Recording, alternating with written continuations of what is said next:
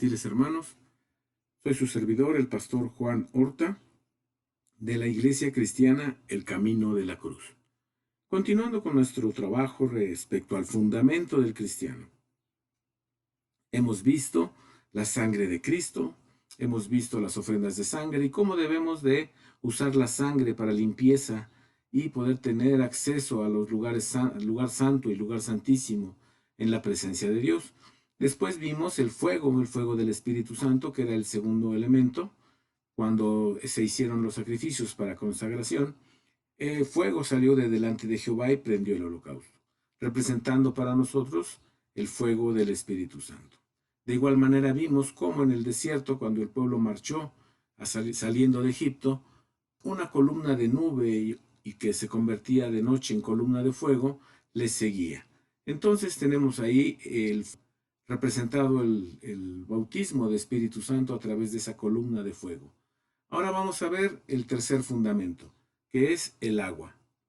Bien, el agua, recuerden que estamos utilizando el texto de 1 de Juan 5:8 como fundamento del cristiano. 1 de Juan 5:8 dice, y tres son los que dan testimonio en la tierra, el espíritu, el agua y la sangre. Estos tres concuerdan en uno. Muy bien, entonces vamos a ver ahora el agua. Ya vimos la sangre, ya vimos el espíritu. Su origen, vamos a ver el origen de esto. Desde el Antiguo Testamento, la palabra de Dios nos deja ver figuras, sombras, simbolismos, para que nosotros, los cristianos de hoy, podamos comprender las profundidades que se obtienen, o el gran simbolismo y la gran herramienta que representa el bautismo para el cristiano moderno. Ya desde el Antiguo Testamento se dejaba ver. Veamos qué dice la palabra de Dios. 1 de Corintios 10:1. Dice la palabra de Dios así: porque no quiero, hermanos, que ignoréis que nuestros padres todos estuvieron bajo la nube y todos pasaron la mar, y todos en Moisés fueron bautizados en la nube y en la mar. Entonces, podemos entender con toda claridad que es un simbolismo. El pueblo de Israel pasó por el mar. La palabra de Dios cuenta que se abrió el mar y ellos pasaron en seco. Este acto no es solamente un acto de filiación. La gente generalmente y las iglesias toman el bautismo como un acto de filiación, es decir, para que seas miembro de la congregación. También se toma, mucho se toma como que para que tú te bautizas, para que ya tengas como un sacramento, como lo manejan los católicos, ¿no? Entonces, realmente no es así. En el bautismo obtenemos muchísimo más que una filiación, muchísimo más que el cumplimiento de una orden. En el bautismo vamos a ser investidos de un poder sobrenatural terrible que vamos a ir desglosando en estas lecciones. Bien, vamos a lo siguiente. Dice la palabra de Dios así: bautismo, la palabra utilizada aquí, bautismo, es la palabra griega 907. Es la palabra baptizo, de un derivado de G911 que significa dejar abrumado, completamente mojado, usado solo en el Nuevo Testamento, en la ablución, acción de lavarse ceremonial, específicamente de la ordenanza del bautismo cristiano. Bautismo, bautizar, lavar. La palabra 911 es un verbo que significa arrollar, inundar, cubrir completamente con un fluido, teñir, mojar, bañar. De ahí que los cristianos, cuando nos bautizamos por inmersión total. No solamente nos mojan la mollera, nos meten totalmente en esas aguas, porque vamos a aprender en estas lecciones qué obtenemos, qué tenemos en esas aguas preciosas donde somos nosotros sumergidos. Mateo 22:29 dice: entonces respondió Jesús, les dijo, erráis ignorando las Escrituras y el poder de Dios. Quiere decir que cuando nosotros nos bautizamos, olvidando lo que dice la palabra de Dios, olvidando o no teniendo en cuenta lo que la palabra de Dios nos enseña, seguramente nos vamos a equivocar. De ahí que mucha gente se equivoca cuando bautiza o cuando baja a las aguas del bautismo. Y ustedes más adelante van a darse cuenta por qué. No debemos ignorar lo que dice la Escritura. Siempre debemos tomar en cuenta la Escritura. Se los he dicho desde el inicio de estas clases, cuando empezamos hablando de doctrina. Es necesaria la doctrina, es necesaria la teología para una sana vivencia religiosa. Es decir, si yo voy a vivir o voy a entrar o voy a meterme en una relación con Dios, yo necesito conocer la palabra de Dios para saber qué es lo que Dios quiere, no para que yo me meta y haga lo que yo quiero, como yo lo entiendo, como a mí me gusta, como a mí me place, que es algo casi instintivo en nosotros. Entonces no debemos de ignorar la palabra de Dios en ninguno de sus principios, en ninguno de sus fundamentos. Israel fue bautizado simbólicamente en su paso por el Mar Rojo. Esa era solo una figura, solo una sombra de lo que sería para nosotros el bautismo de aguas. Tipifica lo que para el pueblo cristiano es el bautismo en el agua. La nube y la columna de fuego que los guardaba durante el día y la noche representaba el bautismo del Espíritu Santo. El paso por el Mar Rojo representaba el bautismo en agua.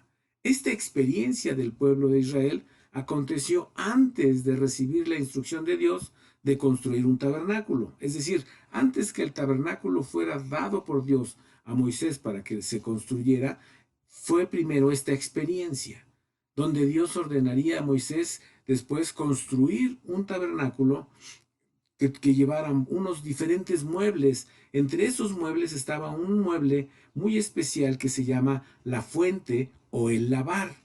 Esa fuente, ese lavar, era parte del tabernáculo, formaba parte de las experiencias que el pueblo debía tener para su relación con Dios. Tenían que lavarse en ese lavacro, en esa fuente de metal. Ok. Ahora vamos a analizar qué es ese lavacro, qué es esa fuente de metal. El lavacro o fuente de metal es un mueble que tiene una connotación especial. Estaba hecho de los espejos de las mujeres que velaban a la puerta del tabernáculo. Estaba hecho de metal. Recuerden que en aquel tiempo no había el vidrio como lo conocemos, no existían los espejos como tales, sino que metal era pulido a tal grado que quedaba como espejo. Todavía en la industria metalúrgica, en el trabajo de los metales, se conoce como pulido espejo, así se le conoce, porque queda tan pulido que uno puede ver su propio rostro, su propia imagen en ese metal tan pulido. Entonces, estos espejos de las mujeres eran metal pulido, donde ellas podían verse para peinarse y hacer todo lo que las mujeres acostumbran a hacer. Entonces, si lo analizamos, nos podemos dar cuenta que ese lavacro, esa fuente de metal, estaba hecha de los espejos. Quiere decir, sirve en un sentido para que yo pueda verme, para que yo pueda mirarme, para que yo pueda tener una noción de mi realidad sin distorsiones, porque lo maravilloso de un espejo es que te muestra quién eres sin distorsiones, te muestra tal como eres. Eso es el objetivo de un espejo, para que puedas cubrir esa pequeña imperfección, para que puedas maquillar, para que puedas peinar, para que puedas arreglar lo que tengas que arreglar. Esa es la connotación que este mueble haya sido hecho con los espejos de las mujeres que velaban a la puerta del tabernáculo. Es decir, para que puedan mirarse sin distorsiones, puedan verse en su realidad. Lo pueden ver en Santiago 1:23. Generalmente nosotros nos vemos justificándonos, nos vemos excusándonos. Cuando analizamos nuestro comportamiento, nuestro pensar, nuestro actuar, lo analizamos siempre a través de justificaciones o de excusas. Es decir, no nos analizamos con honestidad, siendo claros. Ah, bueno, me enojé, pero pues porque me hicieron enojar. Ah, bueno, yo reaccioné así porque, pues bueno, me llenaron el buche de piedritas y ya no aguanto. O decimos, yo soy muy aguantador, pero cuando me llegan al límite, entonces sí. La realidad es que no es cierto. La realidad es que no nos vemos objetivamente, no nos vemos con ojos honestos, No siempre nos miramos excusándonos o justificándonos. Cubrimos nuestros defectos con excusas, cubrimos nuestros malos comportamientos con justificaciones, con pretextos. Es parte de la naturaleza humana. Es difícil aprender a reconocernos en qué nos equivocamos. Es muy difícil. No es tan sencillo, se requiere trabajo, se requiere honestidad, se requiere búsqueda del Señor, se requiere trabajar con el corazón, se requiere trabajar con la mente para que podamos reconocer nuestros errores, nuestras fallas y entonces sí poder mirarnos con toda honestidad, como Dios nos mira. Esa es la imagen que nosotros, lo que se va a reflejar en un espejo de nosotros. Una imagen fiel, una imagen honesta. Eso es lo que Dios quiere que nosotros hagamos. Cada que venimos delante de Él a confesar un pecado, cada que venimos de Él a confesar una mala actitud, que lo confesemos con honestidad, sin justificaciones. Simplemente diciendo, sí, Señor, yo lo hice. Porque de otra manera no estamos realmente arrepentidos. Si yo estoy justificando, si yo estoy excusándome, no estoy reconociendo como tal mi pecado. Estoy diciendo, tuve razón para hacerlo. Y la verdad es que no hay ninguna razón para tener o para sostener o para vivir en cualquier pecado, el que usted quiera. No hay justificación. Bien, vayamos a la palabra de Dios. Éxodo 38:8 dice, también hizo la fuente de metal con su basa de metal de los espejos de las que velaban a la puerta del tabernáculo. Ahí está el texto que comprueba lo que yo les acabo de decir. Recuerden, todo lo que les digamos, todo lo que les enseñemos, tiene que estar basado en la palabra de Dios. Yo puedo suponer, yo puedo plasmar mi pensamiento, pero debo sustentarlo en la palabra de Dios. Yo puedo decir que, bueno, es que yo creo que es así, pero si no lo sustento en la palabra de Dios, no tiene ninguna validez.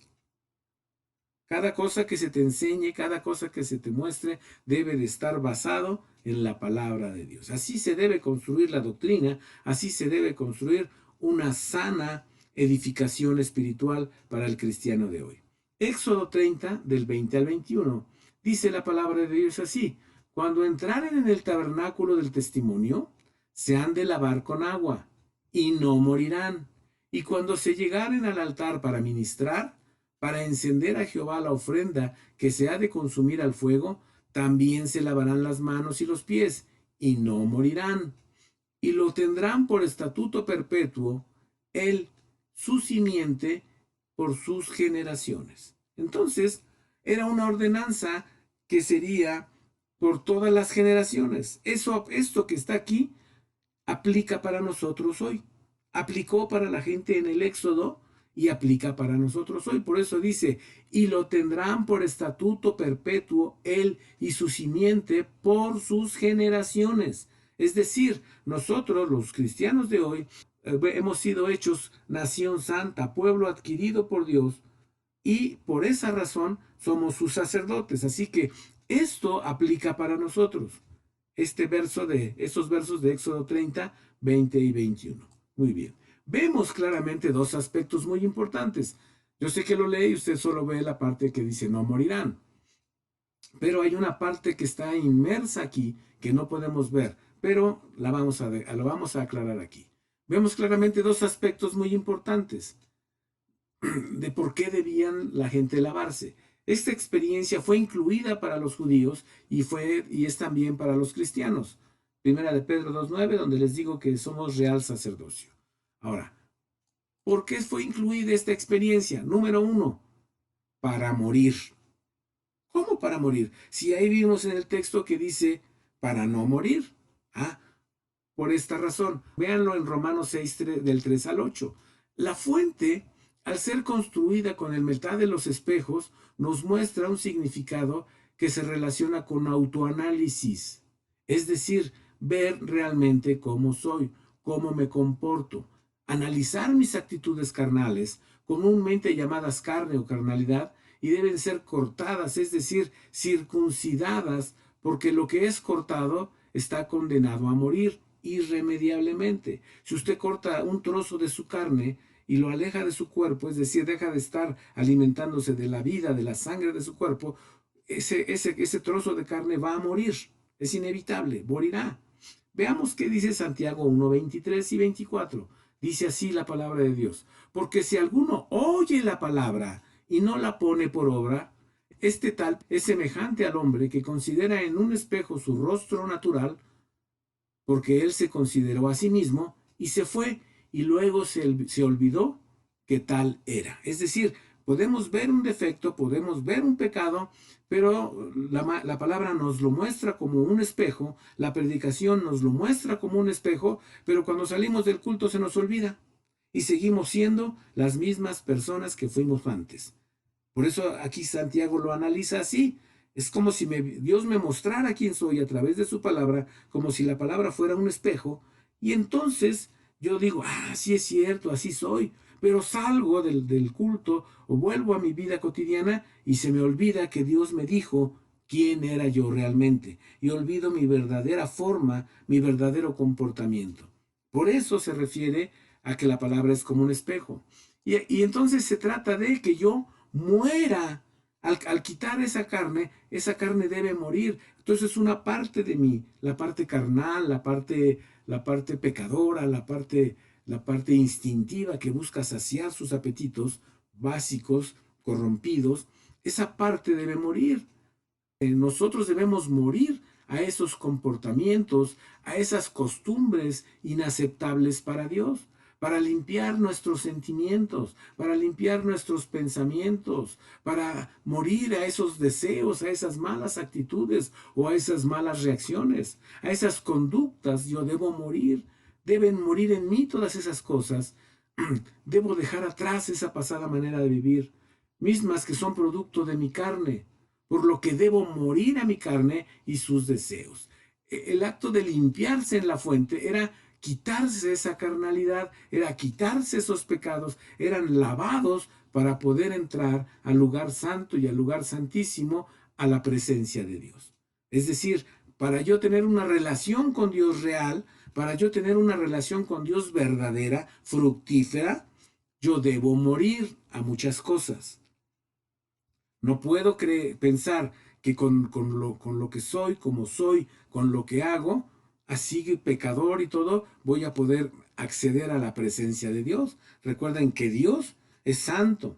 Y por eso dice la palabra, sin santidad nadie verá al Señor, nadie verá a Dios, porque no hay santidad. Él no puede aceptar. Por eso dice en la escritura del Apocalipsis que en la nueva ciudad, en esa santa ciudad, no entrará cosa pecadora, cosa pecaminosa. Nada entrará ahí que tenga pecado. Entonces, no nos engañemos. No nos engañemos. Necesito erradicar el pecado. Es cierto, tienes justificaciones si tú lo quieres. Tienes muchas excusas, tienes muchos pretextos o tenemos muchos pretextos para comportarnos de la manera que nos comportamos, pero eso no nos va a valer en la presencia de Dios, porque ahora tenemos la sangre, ahora tenemos el fuego del Espíritu y ahorita estamos aprendiendo que tenemos agua para lavarnos, para limpiarnos, para quitar, para despojarnos de esa carnalidad que nosotros tenemos. Amén. En este punto vale la pena señalar que el cristiano tiene tres enemigos, ¿ok? De acuerdo a lo que vimos en el salir de Egipto del pueblo de Israel, cuando emprendieron las jornadas hacia la tierra de Canaán, podemos ver claramente tres enemigos. Hace algún tiempo nos lo enseñaban en la iglesia, el pastor Zafra, de acuerdo a lo que se había aprendido de la hermana Higgs, de la hermana Esparza, se aprendía que teníamos tres enemigos con los que debíamos de pelear para vencer. Primer enemigo, el diablo. El diablo y sus consejos, porque acuérdense que el diablo no te mueve la mano, no te empuja a ningún lado, solamente te habla y te dice y pone en tu mente su consejo para que tú hagas y realices el deseo de tu corazón. Quiere decir que cada uno es tentado de su propia concupiscencia, de lo que realmente traes dentro. El diablo y sus consejos es uno de los enemigos. Él es el príncipe de este mundo. Lo puede ver en Juan 12:31, Juan 14:30 y 16:11. Y es representado por Faraón. Recuerden, había una figura emblemática en Egipto, el que gobernaba, era Faraón, como es el diablo el que gobierna este mundo, esta sociedad, esta forma de vida. Él es el príncipe de este mundo. Entonces el diablo y sus consejos son un enemigo que debo vencer. Sin embargo, ese enemigo fue vencido por Cristo Jesús en la cruz del Calvario. Él fue vencido a través de la muerte y resurrección de Jesucristo nuestro Salvador. Pero sigue teniendo voz, sigue hablando, sigue acercándose al cristiano para darle un mal consejo, para decirle esto no está bien, debes hacer esto, tienes derecho, estás desperdiciando tu vida, mira, hay muchas cosas que puedes hacer. Ese es el consejo del diablo, ese es el consejo de Satanás. Entonces, ese es mi primer enemigo. El segundo enemigo es el mundo y sus tentaciones. El mundo y sus tentaciones, sus tradiciones, sus modas, sus costumbres. Es decir, es la sociedad humana con sus costumbres y sus tradiciones. Ese es el otro enemigo, el mundo. El mundo con todo lo que implica trabajo, atención a las cosas del mundo, atención a las modas, atención a los amigos, atención a la imagen, al qué dirán. Todas esas cosas representan el mundo y sus tradiciones. Ese es el otro enemigo. Este enemigo es representado por Egipto. El mundo representa Egipto, es el lugar donde Israel estaba antes de salir para la tierra prometida. Como nosotros estamos en este mundo, pero vamos a salir para ir a los lugares celestiales con nuestro Padre eterno. Amén. Esa es nuestra tierra prometida. Para ellos la tierra prometida era Canaán. Entonces, el mundo y sus tentaciones es representado por Egipto. El diablo es representado por Faraón. Viene otro enemigo, el más difícil, pero el más importante de vencer. Nuestra propia carne. La carne y sus deseos. Gálatas 5 del 19 al 21, para que usted sepa cuáles son esas cosas que son carne, porque a veces decimos, pues yo no tengo carne, ¿cuál carne? Enojos, celos, iras, contiendas, pleitos, disensiones, borracheras, adulterios, fornicaciones y un montón de cosas. Ahí las puede ver en Gálatas 5 del 19 al 21. Es decir, aquellos que se sujetan a la obediencia de su carnalidad, de sus deseos, para servir al diablo y sus propósitos, para satisfacer sus propios deseos pecaminosos, que está representado esto por el pueblo egipcio, por los egipcios. Entonces, primer enemigo, el diablo con sus consejos, representado por Faraón. El mundo y sus tentaciones, representado por Egipto. Y nuestra carne, representada por los egipcios. Muy bien, vamos adelante. El diablo fue vencido y fue avergonzado en la cruz del Calvario. El diablo fue avergonzado. Vea Colosenses 2, 14 y 15. Como dice la escritura ahí, que el diablo fue avergonzado, fue exhibido. Y Dios tomó la victoria sobre el diablo. El mundo fue vencido por Jesús. En Juan 16:33 lo puede ver. El mundo ya fue vencido por Jesús. Él dice, yo he vencido al mundo. Entonces el diablo fue avergonzado y vencido por Cristo en la cruz. El mundo fue vencido por el Señor Jesucristo, Juan 16:33, y solo queda nuestra carne que deberá ser vencida con las armas, con el fundamento del cristiano. Por eso les estoy dando el fundamento del cristiano, porque con este fundamento, con sangre, fuego y agua, usted va a poder vencer su propia carne. Por eso tenemos en nuestras congregaciones muchos cristianos que no han vencido. Quizás sean salvos, pero no son convertidos. No han alcanzado la conversión porque nunca les han enseñado a usar la sangre, el fuego y el agua, que son la sangre de Jesús nuestro Salvador, el fuego del Espíritu Santo y el bautismo en agua. Lo puede ver en 1 de Juan 5:8. Ok, vamos más adelante. Gálatas 5:19 dice, manifiestas son las obras de la carne, que son, para que no diga que no se las pongo, adulterio, fornicación, inmundicia, disolución, idolatría, hechicería, enemistades, pleitos, celos, iras, contiendas, disensiones, herejías, envidias, homicidios, borracheras, banqueteos y cosas semejantes a estas, de las cuales os denuncio, como ya os he anunciado, que los que hacen tales cosas no heredarán el reino de Dios. Efesios 2:14, porque Él, habla de Jesús, es nuestra paz, que de ambos hizo uno, derribando la pared intermedia de separación y dirimiendo en su propia carne, en la carne de Jesús, las enemistades, la ley de los mandamientos en orden a ritos, para edificar en sí mismo los dos en un nuevo hombre, haciendo la paz y reconciliar por la cruz con Dios a ambos en un mismo cuerpo. Es decir, Jesús llevó su propia carne a la cruz para que tú y yo podamos vencer nuestra propia carne. Amén. Esto es claro, este texto es claro. Para quien dice, no, es que pues aquí el del pleito soy yo, nada más soy yo. No, Jesús llevó su propia carne a la cruz para poderte mostrar que puedes vencer tu propia carne. Y tenemos los elementos, la sangre, el fuego y el agua. Esta fuente de metal o lavacro está situada en la región genital. Miren, poniendo el tabernáculo, poniendo los muebles del tabernáculo, se forma una cruz. En el orden que van, altar, en los pies, podría ser, si ponemos una figura humana, en los pies estaría el altar de sacrificio, el altar de metal, el altar de bronce, ahí estaría. Al nivel de los genitales estaría la fuente de metal, es decir, el lavacro, que representa, más adelante lo vamos a ver, el bautismo. Luego en el corazón, en el pecho de la persona estaría el altar de oración. En su mano derecha estaría el candelero de oro, en su mano izquierda estaría la mesa de los panes y en la cabeza estarían el arca y el propiciatorio, ¿ok? Poniendo la figura sobrepuesta. Entonces, al lavacro, a la fuente de metal, le corresponde la región genital. ¿Qué quiere decir esto? Quiere decir que así como el pueblo de Israel se circuncidaba, es decir, cortaban el prepucio de su corazón, de la misma manera nosotros al bautizarnos nos vamos a quitar el prepucio de nuestro corazón. Nos vamos a quitar no el prepucio de los genitales, sino el prepucio de nuestro corazón pecador. Es decir, vamos a quitar el exceso de carne de nuestro corazón. ¿Por qué anteponemos una figura humana sobre este tabernáculo? Porque Jesús en Hebreos 9:11 dice que Él es el más amplio y más perfecto tabernáculo. No hecho de manos.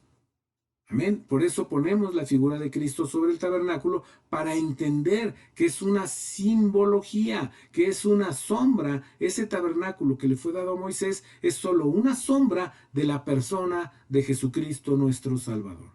El lavacro se ubica claramente en la zona del órgano reproductor masculino, donde se realiza la circuncisión, que significa, ya les dije, quitar o cortar el exceso de carne del glande masculino. El bautismo nos permite que sea quitado el exceso de carnalidad. Si bien es cierto que una parte quitará el Señor, es decir, Él quita una parte, Deuteronomio 36, Él quita una parte. También es verdad que nosotros debemos quitar la otra parte que corresponde, Deuteronomio 10:16. Ahí lo puede ver con toda claridad.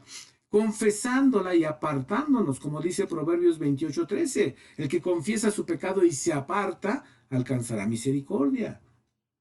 Por eso debemos confesar y entregar nuestra carnalidad. En otras palabras, le llamamos nosotros crucificar. Por eso esta iglesia se llama Iglesia Cristiana, el camino de la cruz, porque necesitamos caminar por ese camino. Dice el Señor, si alguno quiere venir en pos de mí, niéguese a sí mismo, tome su cruz cada día y sígame. ¿Qué quiere decir? Cada día debo confesar, cada día debo de entregar, cada día debo crucificar mi carne, espiritualmente hablando, por supuesto, para ir creciendo, para ir cambiando, para que mi viejo hombre muera y Cristo crezca dentro de mí, para quitar la carne y ser más espirituales. Miren lo que dice Colosenses 2:12. Vamos a ver ahora, vamos a entrar de lleno a este bautismo. Colosenses 2:12. Dice, sepultados juntamente con Él en el bautismo. Quiere decir que yo cuando me bautizo soy sepultado juntamente con Jesús. Por eso nosotros, a muchos les parecerá una barbaridad, pero nosotros cuando bajamos a las aguas, las aguas están frías, no las calentamos, porque representan una tumba fría. Y en el momento sí se siente frío, pero cuando tú ya sales, sales con una vida renovada a través de Cristo Jesús. Por eso el agua es fría, salvo alguna excepción de alguna persona que está enferma, entonces sí calentamos el agua. Pero si no, nosotros nos bautizamos con agua fría, normal, como esté al tiempo. No, tampoco le vamos a echar hielos, porque dice la Escritura en Colosenses 2:12 y 13, sepultados juntamente con él en el bautismo, en el cual también resucitasteis con él por la fe de la operación de Dios que le levantó de los muertos. 13. Y a vosotros, estando muertos en pecados y en la incircuncisión de vuestra carne, os vivificó juntamente con él, perdonándonos todos los pecados. Es decir, cuando yo soy bautizado bajo a esa tumba fría, muero un instante y salgo con una vida nueva. Por eso dice, vivificó juntamente con él. Yo salgo en novedad de vida de ese bautismo. No es solo una filiación, no es solo una costumbre, no es solo un sacramento, sino representa mi muerte y resurrección, mi muerte a mi vida pasada y mi resurrección a una nueva vida en Cristo Jesús, nuestro Salvador. Bendito sea su santo nombre. Para morir a eso que yo soy, a eso que yo era antes de conocer a Cristo. Ahora, la segunda parte es para no morir. Dijimos que eran dos aspectos, para morir, y este es el segundo, para no morir. Éxodo 30 del 20 al 21, ahí lo pueden ver. Si los sacerdotes no se lavaban, no se limpiaban en esas aguas, morían en la presencia de Dios. Nosotros a través del bautismo podemos entrar a la presencia de Dios sin morir, porque estamos siendo limpiados por esas aguas preciosas del bautismo. Para el cristiano, el objetivo es un poco más amplio que la simple filiación, ya que si bien es cierto que al aceptar a Cristo como nuestro Salvador, aceptamos que Él nos limpie de nuestro pecado, también es cierto que el cristiano continúa pecando. Porque sí, nació Cristo en mi corazón, ya está Cristo, entró en el centro de mi ser. Lo más cercano a mi espíritu, a mi alma, lo vamos a ver cuando veamos cómo fue hecho el hombre, vamos a ver cómo estamos constituidos y entonces van a poder entender por qué les estoy diciendo que el corazón es el centro del ser humano. Entonces, Él viene y nace ahí, porque ahí es donde Él empieza a trabajar. Todavía el alma con sus deseos, todavía el alma con sus anhelos, busca satisfacer su hambre de pecado, pero si dejamos que Cristo vaya cambiándonos, vaya transformándonos, cada día iremos pecando, gracias a Dios, un poco menos. Hechos 2:38. Y Pedro les dice, arrepentíos y bautícese cada uno de vosotros en el nombre de Jesucristo para perdón de los pecados y recibiréis el don del Espíritu Santo.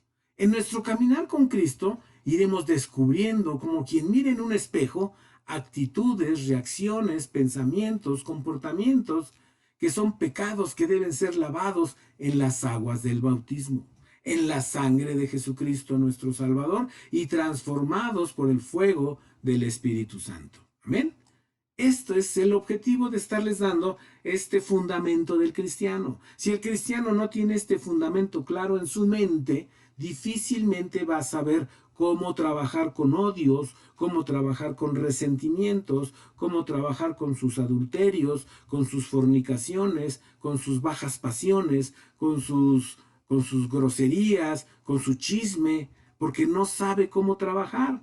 Pero si ahora ya sabemos que podemos usar la sangre de Cristo, podemos usar el fuego del Espíritu Santo y ahora estamos aprendiendo a usar las aguas del bautismo para poder quitar la carnalidad de mi corazón y de mis actitudes.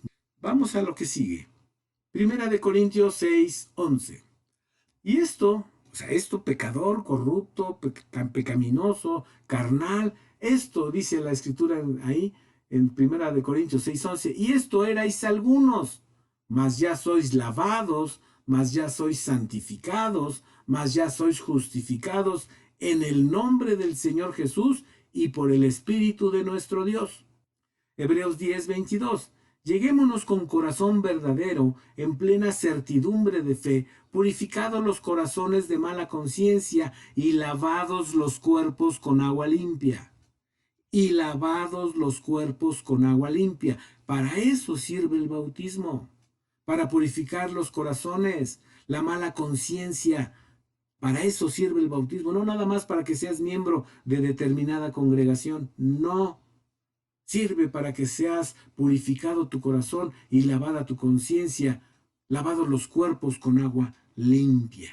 El profeta Zacarías, escribiendo por inspiración divina, porque recuerden que toda escritura es inspirada divinamente, ninguna escritura fue escrita por razonamiento humano, eso debe quedar muy claro.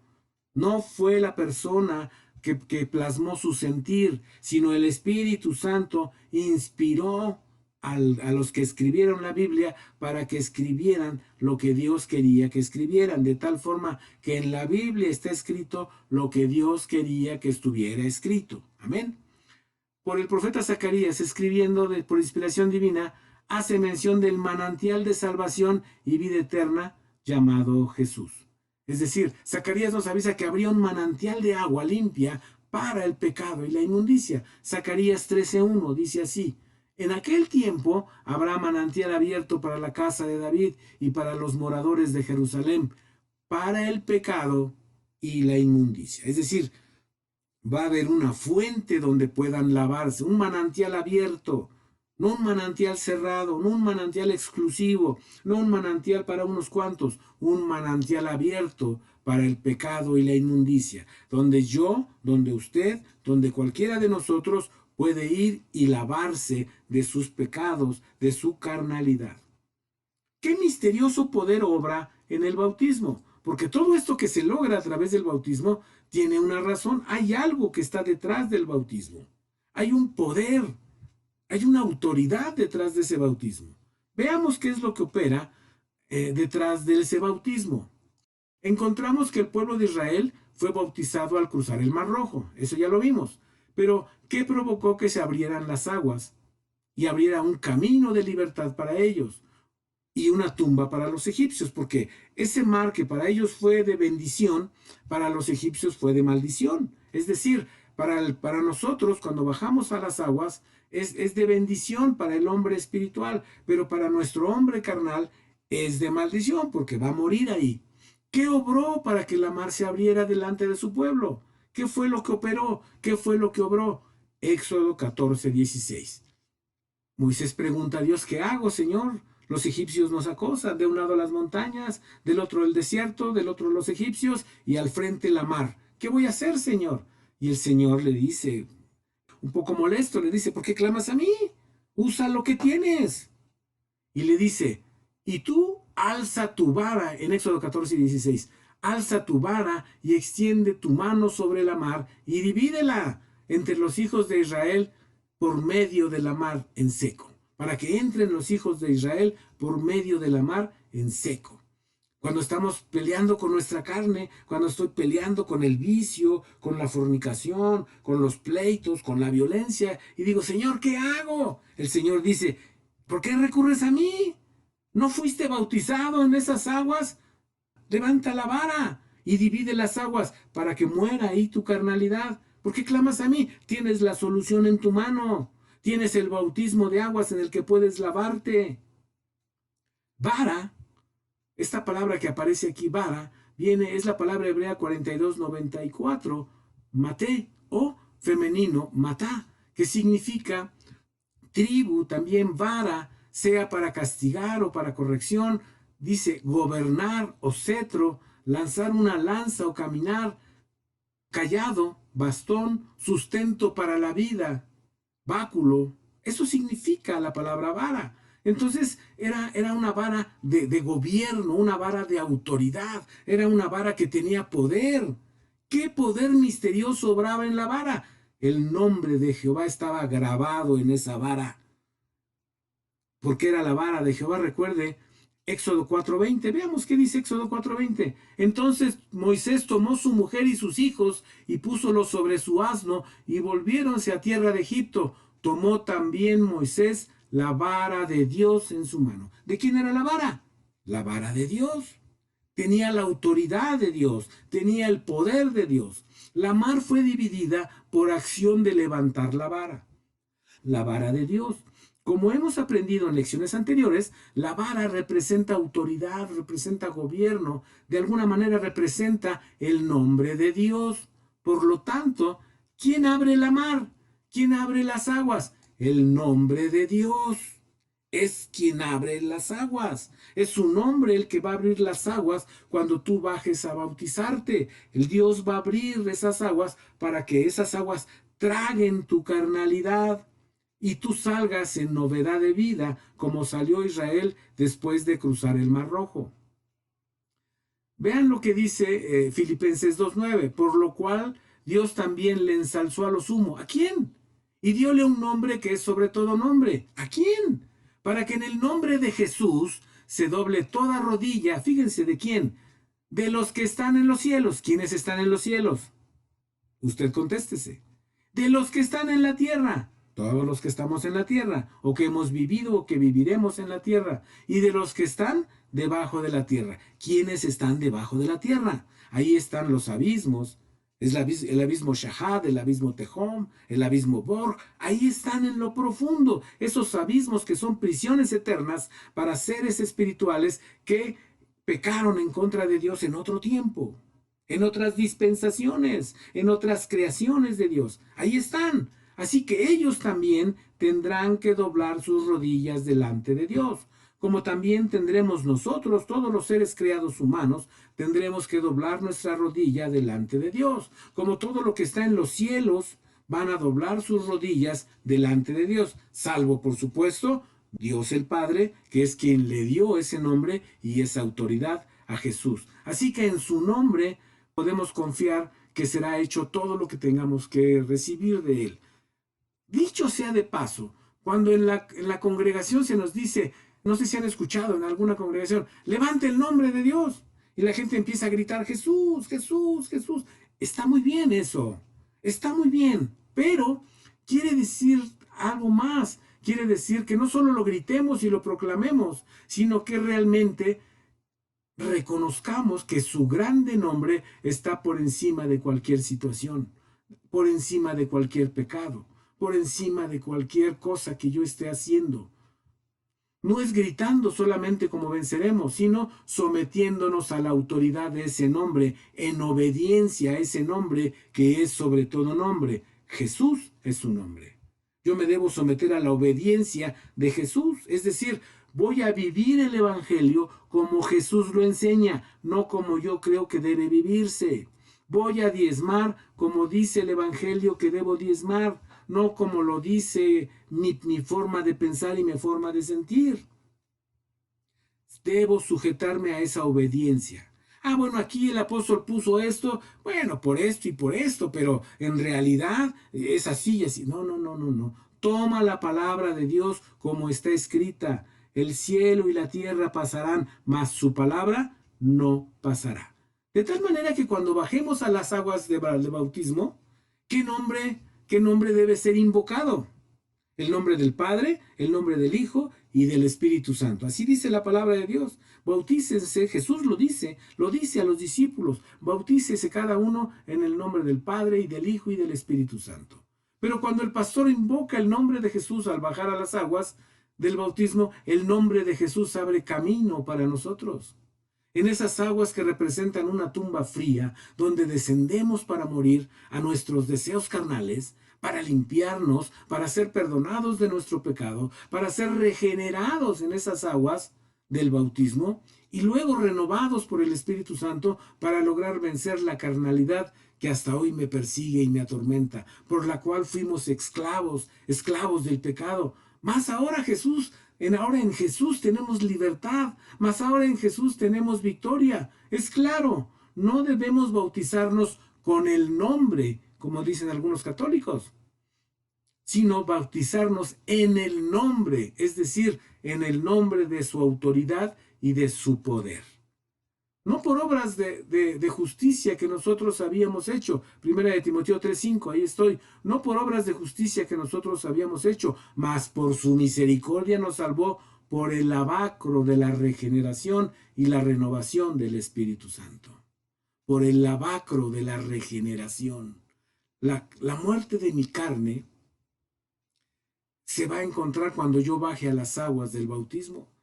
¿Verdad que no solo es un acto de filiación? Ahí va a encontrar, mi carne va a encontrar muerte. Podemos confiar que la mayoría de nuestras actitudes carnales no sobrevivirán al bautismo en el nombre de Jesús. Por eso debemos bautizarnos en ese nombre. Ahorita lo vamos a ver más adelante. Pero debemos bautizarnos en el nombre de Jesús.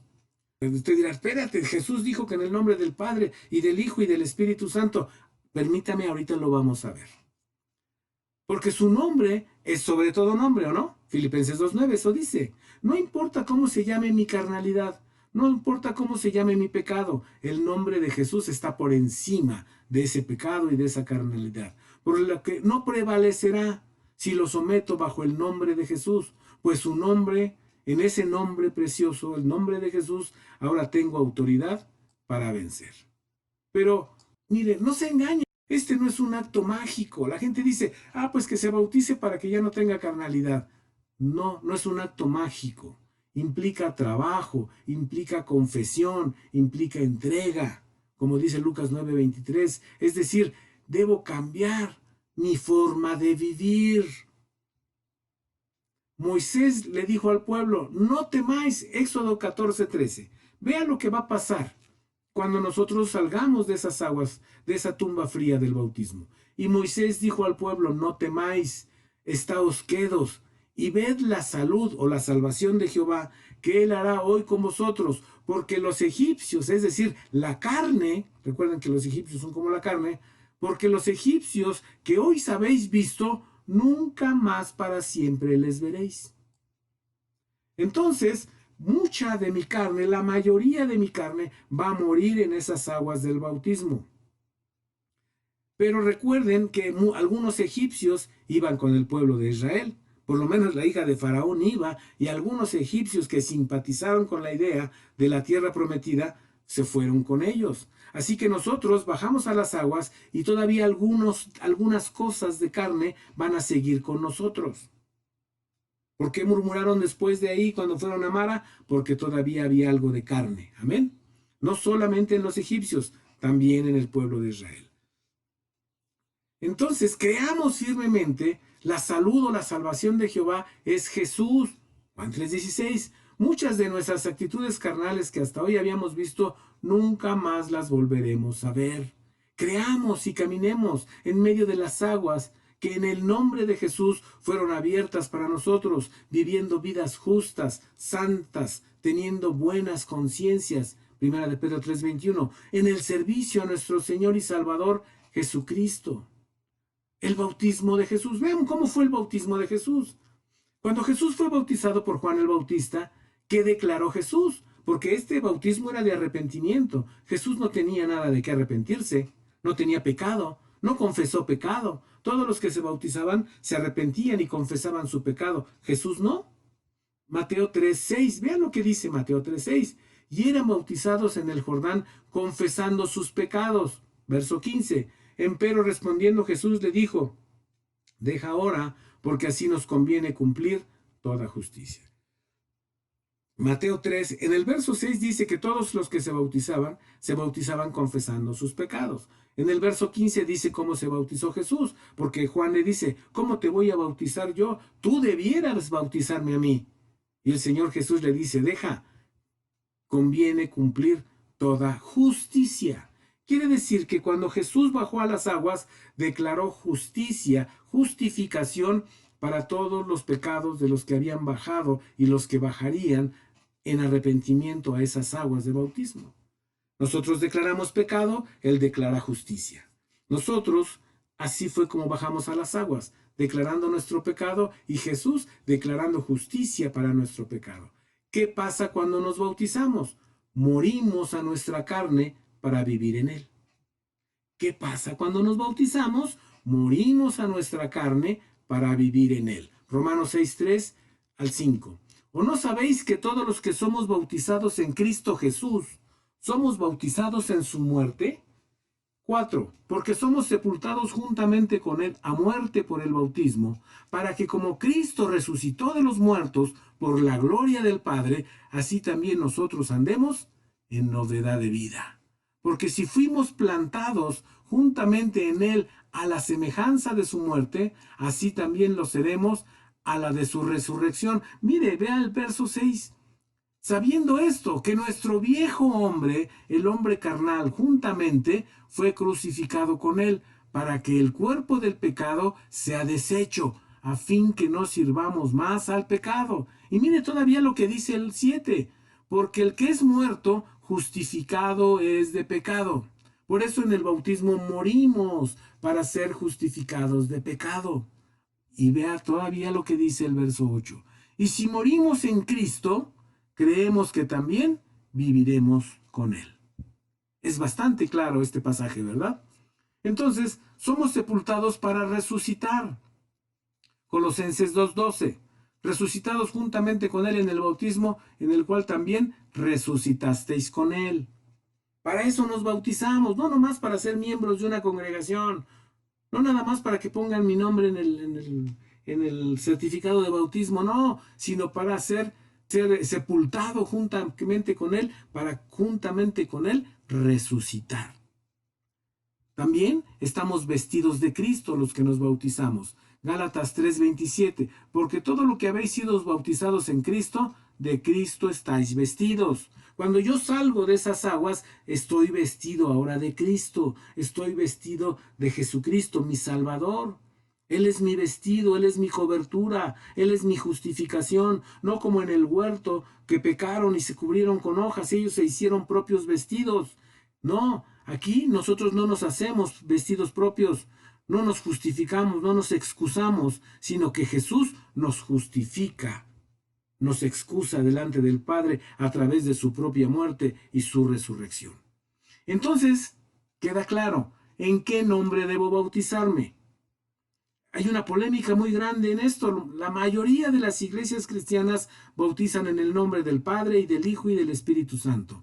La realidad la vamos a ver en este momento. Veamos qué es lo que ordena Jesús. Mateo 28:19. Este es el texto que emplea la mayoría de las iglesias cristianas para bautizarse. Dicen, por tanto, id y doctrinad a todos los gentiles, bautizándolos en el nombre del Padre y del Hijo y del Espíritu Santo. Hay una I que incluye al Padre, al Hijo y al Espíritu Santo. Estas son las palabras de Jesús respecto del bautismo, pero dése cuenta en esa I que es incluyente. Entonces, ¿cuál de los nombres del Padre voy a bautizarme? Jehová Jireh, Jehová Nisi, Jehová Shalom, Jehová Adonai, Jehová Nise. ¿Qué nombre? No dice. Solo dice en el nombre del Padre. Y luego dice, y en el nombre del Espíritu Santo. ¿Cuál es el nombre del Espíritu Santo? Dirá usted, Espíritu Santo, no. Tienen varios nombres el Espíritu Santo. Ya lo vimos en las clases pasadas. ¿Quién de la Trinidad incluye todos estos nombres de la deidad? Hay un texto que nos arroja luz. Mire lo que dice Colosenses 1:19.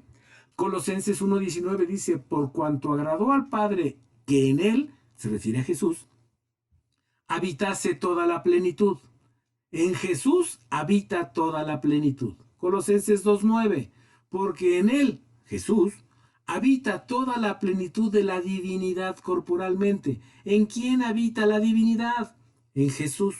En él habita toda la divinidad corporalmente. Así que el nombre de Jesús incluye al nombre del Padre y al nombre del Espíritu Santo, porque en él habita toda la divinidad corporalmente. Por eso, en el texto donde Jesús dice, bautícense en el nombre del Padre y del Hijo y del Espíritu Santo, está diciendo en todos estos, en todo lo que incluye estos tres nombres. ¿En dónde habita toda la plenitud? En Jesucristo nuestro Salvador. Todavía Efesios 1:21 dice, sobre todo principado y potestad y potencia y señorío y todo nombre que se nombra no solo de este siglo, mas aún el del venidero. Quiere decir que en su nombre todo se sujeta a su nombre, todo se sujeta a su autoridad. Filipenses 2:9, por lo cual Dios también le ensalzó a lo sumo y dióle un nombre que es sobre todo nombre, para que en el nombre de Jesús se doble toda rodilla de los que están en los cielos, los que están en la tierra y debajo de la tierra. Los apóstoles oyeron la ordenanza de bautizar en el nombre del Padre y del Hijo y del Espíritu Santo. ¿Qué hicieron los apóstoles? ¿Por qué bautizaban en el nombre de Jesús? o no entendieron la enseñanza o entendieron perfectamente, más que muchos de las iglesias cristianas de hoy. Esa es la realidad. Ve lo que dice Efesios 4:5. Pablo hablando, dice Efesios 4:5, un Señor, una fe, un bautismo. Solo hay un bautismo. Ahora, si solo hay un bautismo, vean esto es lo que enseñaba Pablo. Pablo el apóstol enseñaba que solo había un bautismo y encontramos en la Biblia que la gente era bautizada en el nombre de Jesús. Léala, lea todo el Nuevo Testamento y no va a encontrar un solo caso de alguien que haya sido bautizado en el nombre del Padre y del Hijo y del Espíritu Santo. Todos los que se menciona un nombre cuando son bautizados, siempre dice en el nombre de Jesús. Todos. No hay un solo caso donde alguien haya sido bautizado en el nombre del Padre y del Hijo y del Espíritu Santo. Colosenses 3:17 dice, y todo lo que hacéis, sea de palabra o de hecho, hacedlo todo en el nombre del Señor Jesús, dando gracias a Dios el Padre por él. Así que todo lo que hagamos debemos hacerlo en el nombre de Jesús. El bautismo debemos hacerlo en el nombre de Jesús, porque todo lo que hagamos, sea de obra o de palabra, hagámoslo en el nombre de Jesús. Miren cómo bautizaban los apóstoles. Veamos a Felipe, Hechos 8:12. Felipe dice, mas cuando oyeron a Felipe que anunciaba el evangelio del reino de Dios y el nombre de Jesucristo, se bautizaban hombres y mujeres. Voy hasta el verso 16, 8:16. Dice, porque aún no había descendido sobre ninguno de ellos el bautismo de Espíritu Santo, mas solamente eran bautizados en el nombre de Jesús. ¿Cómo eran bautizados? ¿Cómo bautizaba Felipe? En el nombre de Jesús. No habían tenido todavía Espíritu Santo, pero aquí en el verso 16 solo eran bautizados en el nombre de Jesús. ¿En qué nombre eran bautizados? En el nombre de Jesús. Vamos a ver cómo bautiza Pedro.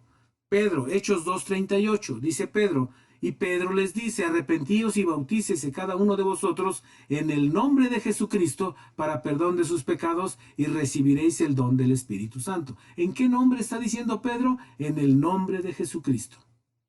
Hechos 10:47, otra vez Pedro. Entonces respondió Pedro, ¿puede alguno impedir el agua para los que no son bautizados? Estos que han recibido el Espíritu Santo, también como vosotros. Verso 48, y les mandó bautizar en el nombre del Señor Jesús. Entonces le rogaron que se quedase por algunos días. ¿En qué nombre bautizaba Pedro? En el nombre del Señor Jesús. Ananías, ¿quién es Ananías? Aquel que fue a darle el mensaje de salvación a Pablo, ¿se acuerdan? Hechos 9:17 y 18, dice Ananías. Entonces fue y entró a la casa y poniéndole las manos encima, dijo, Saulo, hermano, el Señor Jesús que te apareció en el camino por donde venías, me ha enviado para que recibas la vista y seas lleno del Espíritu Santo. Y luego le cayeron de los ojos como escamas y recibió al punto la vista y levantándose fue bautizado. Aquí no dice cómo fue bautizado, pero podemos inferir lo siguiente. Ahora vamos a ver a Pablo. Quédense con Ananías, todavía no se los aclaro, pero vamos a ver a Pablo. Pablo que fue bautizado por Ananías. Veamos a Pablo, dice Hechos 19:4. Y dijo Pablo, Juan bautizó con bautismo de arrepentimiento, diciendo al pueblo que creyese en el que había de venir después de él. Es a saber, en Jesús el Cristo. 5. Oído que fueron esto, fueron bautizados en el nombre del Señor Jesús. ¿Cómo bautizaba Pablo? En el nombre del Señor Jesús. ¿Por qué bautizaba en el nombre del Señor Jesús? Porque seguramente así fue bautizado él. Porque si él oyó que Ananías lo bautizaba en el nombre del Padre y del Hijo y del Espíritu Santo, él hubiera bautizado en el nombre del Padre, del Hijo y del Espíritu Santo. Pero como fue bautizado en el nombre de Jesús, él bautizaba en el nombre de Jesús. Por eso dice, un bautismo, una fe. Amén. Pablo bautizaba en el nombre de Jesús porque él así había sido bautizado, aun cuando en el pasaje que vimos de Hechos 9, 17 y 18 no queda claro en qué nombre fue bautizado él, pero podemos inferir con toda certeza que Pablo bautizaba como había sido bautizado, en el nombre del Señor Jesús, ya que él mismo nos enseña que solo hay un bautismo. Así que debemos bautizarnos en el nombre de Jesús, en obediencia a la palabra de Dios, pues no hay otro nombre dado a los hombres en que podemos ser salvos. Hechos 4:12. Y en ningún otro hay salud o salvación, porque no hay otro nombre debajo del cielo dado a los hombres en que podamos ser salvos. Entonces, ¿qué obtenemos en el bautismo? Se me está acabando el tiempo y yo creo que vamos a parar aquí. Vamos a ver qué obtenemos en el bautismo. Hasta aquí debe quedar claro que debemos bautizarnos en el nombre de Jesús.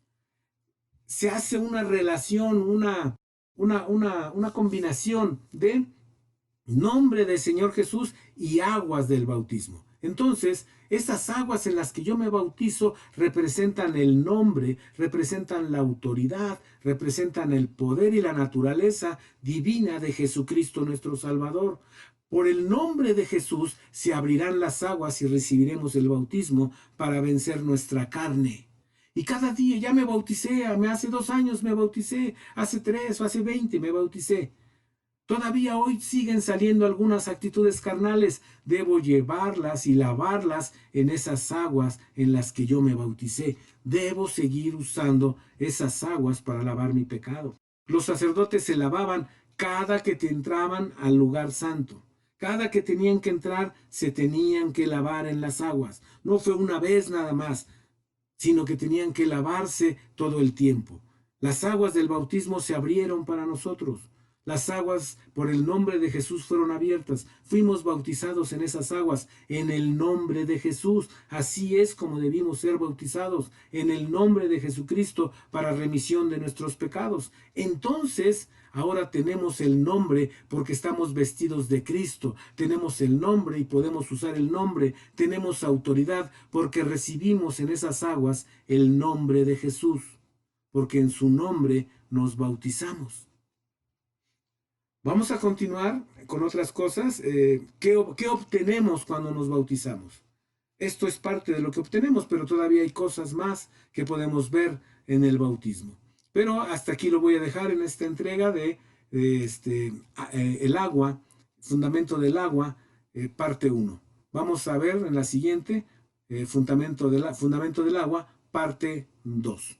Muchas gracias por estar atentos, muchas gracias por escucharnos. Dios les bendiga, Dios les guarde. La Iglesia Cristiana Camino de la Cruz les da las gracias a través de mi persona, el pastor Juan Horta, su servidor. Doy gracias a Dios por ustedes. El Señor los guarde y los bendiga. Gracias. En el nombre de Cristo Jesús los bendigo. Amén.